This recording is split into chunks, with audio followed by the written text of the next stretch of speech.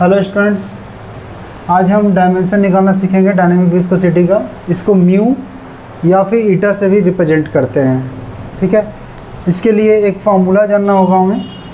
Suppose कीजिए कि एक फ्लूइड है, वाटर एज्यूम कर लेते हैं। ठीक है, तो विस्कोसिटी होता क्या है कि एक फ्लूइड लेयर जब मूव करता है तो एक नीचे वाला फ्लूइड उसको रेसिस्ट करता है, उसके मोशन को। ठीक है, तो उसके नीचे वाला थोड़ा और रेसिस्ट करेगा, तो इस तरह से वेलोसिटी का एक ग्रेडियंट बन जाता है। ठीक है, तो आपको दिखेगा कि ये बेस पे सबसे कम वेलोसिटी है और बाहर में सबसे ज़्यादा वेलोसिटी है। ठीक है, तो इसको मैं मान लीजिए v वेलोसिटी बोलता हूँ, ये डिस्टेंस y बोलता हूँ। तो मैं लिख सकता हूँ कि विस्कस फोर्स जो होगा that will be equal to mu times area, shear area into u by y, जहाँ पर कि यहाँ पर मैंने एज्यूम किया है कि u आपका वेलोसिटी है। ठीक है, तो ये एक स्टैंडर्ड फार्मूला होता है जहाँ पर ये विस्कस फोर्स हुआ, ये डायनेमिक विस्कोसिटी हुआ जिसको विस्कोसिटी बुलाते हैं। ये शियर एरिया हुआ, ये आपका वेलोसिटी हुआ, और ये डिस्टेंस जहाँ से आप ये वेलोसिटी को मेज़र कर रहे हो।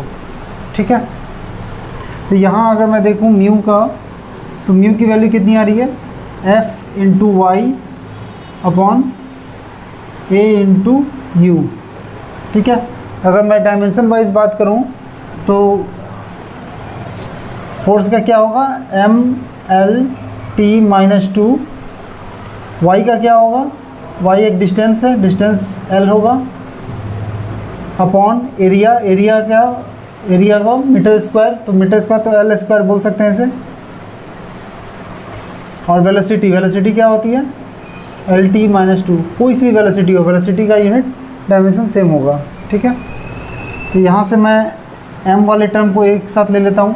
यहाँ पर m आ रहा है m पावर 1, l यहाँ आ रहा है, यहाँ आ रहा है, l पावर 1 है, यहाँ भी 1 है, तो 2 आया, और यहाँ भी देखिए 2 है, तो 2 और 2 कैंसिल आउट हो जाएगा। यहाँ आपके पास l है, ऊपर में भेजूँगा तो इन्वर्स आ जाएगा, l of inverse and t क्या है, t में देखिए t माइनस 2 है, और यहाँ से ऊपर जब भेजूँगा तो ये प्लस 1 होगा, तो माइनस 2 और प्लस 1 माइनस 1। तो फाइनली म्यू का आपके पास ये डायमेंशन आ गया। ठीक है, इस डायमेंशन के हेल्प से फर्दर हम स्टोक्स फार्मूला फाइंड आउट करते हैं। वो कैसे करते हैं वो भी देख लेते हैं।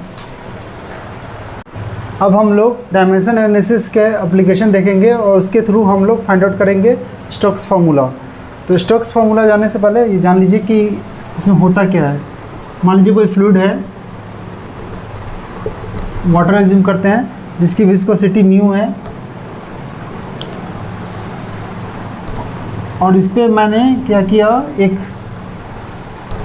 स्फेरिकल बॉल को डिप किया जिसकी रेडियस r है। तो जब वो मैं डिप करूँगा तो इसके ऊपर क्या आएगा, पहले तो ग्रेविटी फोर्स लगेगा, इसका मास अगर m है तो mg फोर्स लगेगा, और जब वो नीचे जा रहा होगा तो इसके ऊपर विस्कस फोर्स लग रहा होगा। विस्कस फोर्स कौन सा है, जो नीचे जाने से इसको रोकेगा, तो ये ऊपर की तरफ लगेगा। तो ऊपर की तरफ जो लगेगा ये फ्रिक्शनल फोर्स, इसको ड्रैग फोर्स भी बोलते हैं, F ड्रैग। तो नीचे जाता जाएगा तो एक समय ऐसा आएगा कि इक्विलिब्रियम को अचीव कर लेगा। इक्विलिब्रियम मतलब दोनों फोर्सेस आपस में बराबर होंगे। तो उस समय जब ये इक्विलिब्रियम पे होगा, एट इक्विलिब्रियम, ये F drag force will be equal to weight of that spherical ball. तो जब ये कंडीशन आएगा तो उस समय ए यूनिफॉर्म वेलोसिटी से नीचे जाएगा, और जो यूनिफॉर्म वेलोसिटी होगा उसको बोलते हैं टर्मिनल वेलोसिटी। तो टर्मिनल वेलोसिटी एक टर्म है, याद रखिए।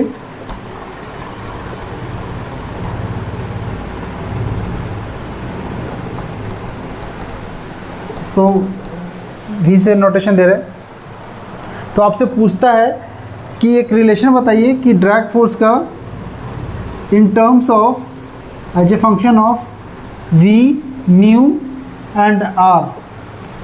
तो ये आपसे क्वेश्चन पूछता है। तो हमें क्या करना होगा, अगर रिलेशन निकालना है इनके बीच में, तो डायमेंशन एनालिसिस के हेल्प से हम जानते हैं कि एफ डी को कैसे लिख सकते हैं, सम कांस्टेंट प्रोपोर्शनलिटी कांस्टेंट के times v to the power a mu to the power b r to the power c, ऐसे लिख सकते हैं।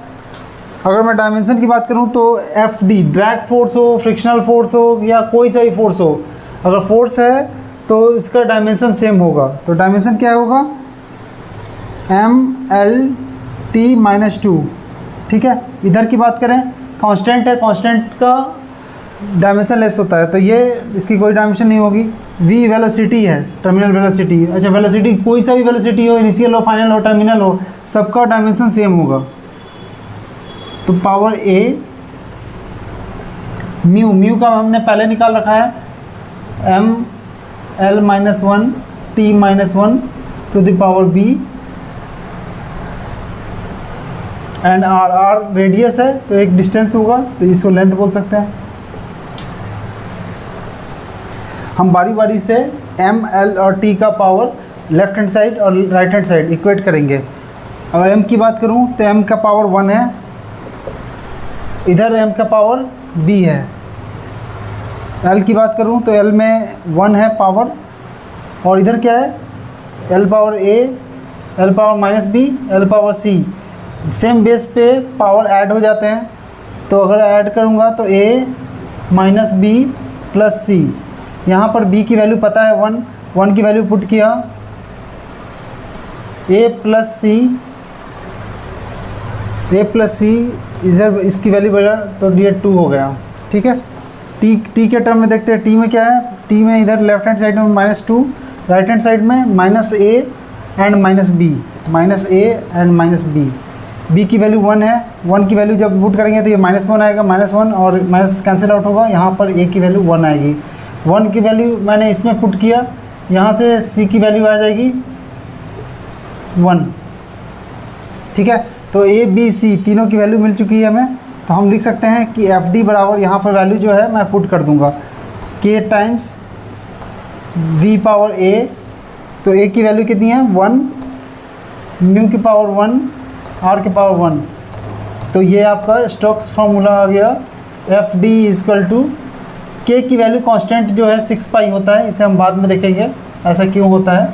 तो ये आपका रिलेशनशिप आ गया, इसी को बोलते हैं स्टोक्स लॉ या स्टोक्स फार्मूला,